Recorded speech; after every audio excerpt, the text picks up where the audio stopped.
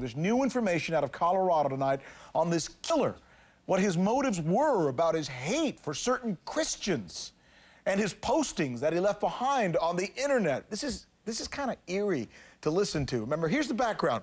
This is a guy who walks into a missionary center. This is where people are being trained to be missionaries, to go overseas. He talks to a young Christian man there, says he wants to spend the night, but when he's rejected, he takes out a rifle and he starts killing people. He kills 2 of them there on the spot. Then he travels about 70 miles to Colorado Springs to the mega church. 7,000 people were there at the time. And he kills 2 more people and wounds many more. He is 24-year-old Matthew Murray. He was shot by a guard at the church. We thought yesterday that she had killed him. But you know, these stories change during the first 48 hours. We're now learning that Murray actually killed himself.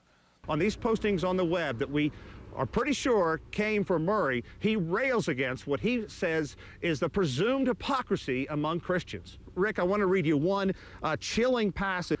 Quote, "I'm coming for everyone soon, and I will be armed to the blank teeth, and I will shoot to kill. God, I can't wait to kill you people. Feel no remorse, no sense of shame. I don't care if I live or die in the shootout. All I want to do is kill and injure as many of you as I can, especially Christians who are to blame for most of the problems in this world." And what is the connection with New Life Church specifically?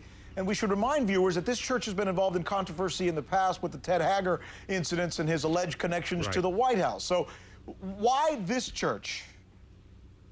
Well, we know that clearly Murray had a falling out with the youth ministry up the road in Arvada. And also in these web postings, he just rails against what he calls the hypocrisy of the fundamentalist church movement. Says it was a kid, he couldn't watch the Smurfs, Disney movies, Harry Potter, all these things had ties to Christianity. So what he's saying is Haggard, who was forced out of this church because of a sex scandal and for using drugs, he lashes into Haggard. We know these blogs also talk about Haggard being his mother's favorite minister. All right. This is a Colorado church, but it was also at a missionary training center. We found the woman who may have been the last person to try and get help for Murray. We have the words of psychologist Marlene Winell that she posted on the internet and the gunman's responses. As a matter of fact, let's look at what he wrote now. He says this: "My ex-church will say they all love me. Everyone loves me, don't they? I had GWs knock on my door," Jehovah's Witness, by the way, "and say that Jehovah loves me and that they love to have me meet with them. But do they have any real answers? Love in our commercial and Christian America is just a word to get people to convert." All right, Marlene Winell is the author of Leaving the Fold. It's a guide for former fundamentalists and others leaving their religion. She's good enough to join us now. All right, I was just having a conversation with Sean Calebs, and the conversation I had with him was the fact that this guy seemed to have a real resentment against either Christianity or this particular church that he was attending. You actually responded to one of his postings, and you said to him the following, after reading some of the crazy stuff that he had written and the anger that he had inside him. You wrote to him and you said, Dr. Winell, "I can see that you are in a great deal of pain and I'd like to invite you to contact me." Because you could obviously tell that this was a troubled person. Did he respond to you? No, he didn't. No. Did you expect after reading what you did that he might respond to you? I thought he might, and the webmaster had invited me to do that, and he had already mentioned me and my website to him and told him that he needed professional help, that there were limits to what could go on the website. So he invited me to do that, and then he followed up and suggested again to him that he contact me. Let me ask you. But I didn't keep on asking him to call me. I left that up to him. Let me ask you this, because you know, in hindsight, this stuff looks so clear to us. But when you first read that posting where he goes on about, let me see if I can get it over here. He goes on and he says things like, "I've never felt so final, someone find me please." This is what you had read that he wrote. "Losing all reserve, I'm gone, I think I'm dying, crying all alone, cut me, show me, beat me, molest me." I mean, this is weird stuff. Did you think this guy was capable of doing something like this? No, I didn't, certainly didn't expect him to become aggressive like that. And I guess what I would like to say here is that, and the reason why I reached out to him and said, I can see you're in a lot of pain, is because I have seen a lot of pain like that.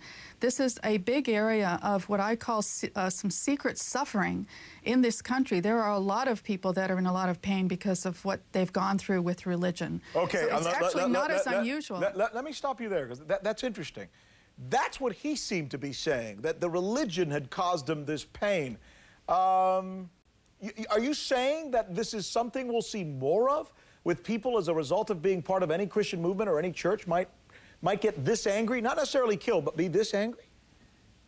Well, it's already true. It's already true. It's not any religion or any Christianity. It's this particular insidious kind of fundamentalist Christianity that is a crazy-making system. It has all sorts of circular reasoning.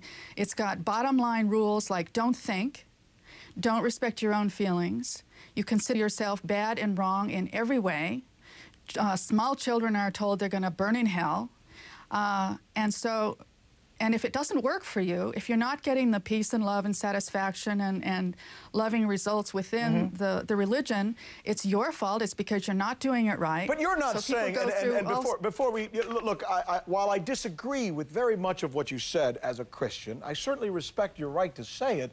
But you're not saying... No, I'm not talking about as a Christian. I'm talking about as a certain kind of Christian. But you're not saying that we can blame the faith for this, right? I mean, a man has free will. I'm not talking about blame and responsibility here. When you talk about something as extreme as a killing like this, right, there are always multiple factors.